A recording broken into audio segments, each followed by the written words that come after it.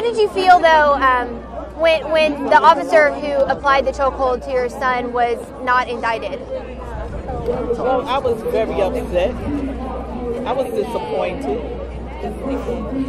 But then I thought to myself, I'm not going to let it be because I answer to a higher authority. Well, did you expect that outcome, given that all of it, there was videotape evidence of how it went down? Did you expect that outcome? In the back of my mind, I thought it may happen, but I didn't think it would. I thought that they would be more considerate of this decision with all the evidence they had.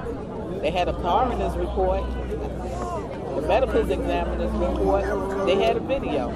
But I don't think they were looking at that. I think they were looking at some cartoon.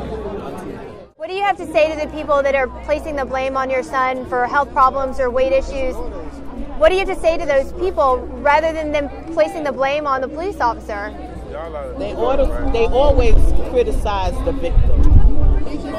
They need to put their police officers on trial. Look at his psychological report. Look at his health problems. Did they give him a drug test or alcohol test after he did this to my son? No. But immediately they want to say that my son had health problems.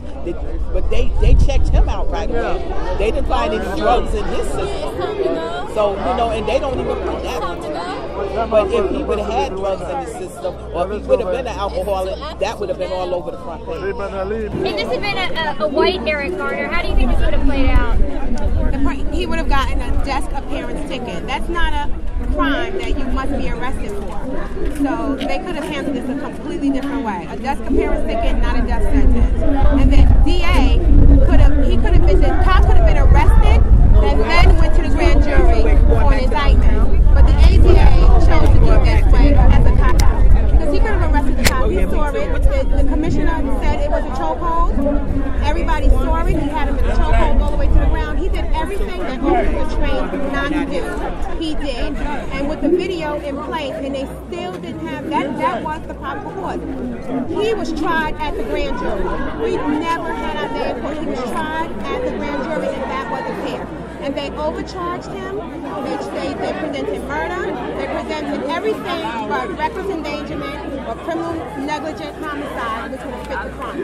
That's why these officers aren't getting indicted or convictions, because they're charging them for crimes that just don't fit the criminal. Why do you think that white people that are dismissive of this, what do you think they don't get? When you have video of Eric, of this happening to him and dying in this way, what are white people missing? Why are they just not, why are they not experiencing what you're experiencing? I think it's the racial biasness that people have about black people in general. When you walk by, if a black person is walking by, people get nervous, they get scared. When a white person is walking by, there's no issue. They just continue to walk. So instead of victimizing my cousin and worrying about what he did, they're not even looking at what the officer did. It's like an assumption that he's just always right because he has a gun and a badge. But that's not true. They have rules and regulations just like we do. They have to live by them too. And they just don't. And that's the problem. The whole system is broken. From policing to the DA, to the grand jury, to the judge. The whole system is broken and it needs a total revamp. Undercurrent under the surface makes the mainstream